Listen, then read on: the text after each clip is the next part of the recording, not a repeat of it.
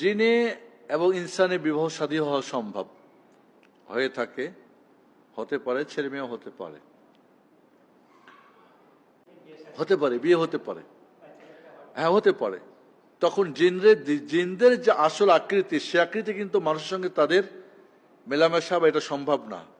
তারা কিন্তু খুব ওদের চেহারা সুরা একেবারে বিশ্রী, ঠিক আছে।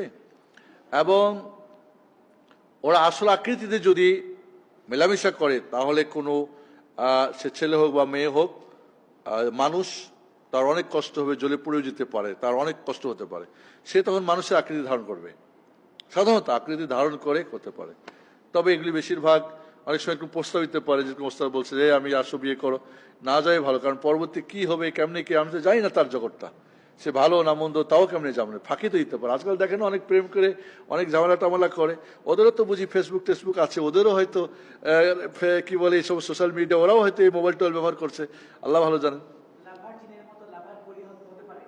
হ্যাঁ, জিন ছেলে মেয়ে উভয় হতে পারে, জি।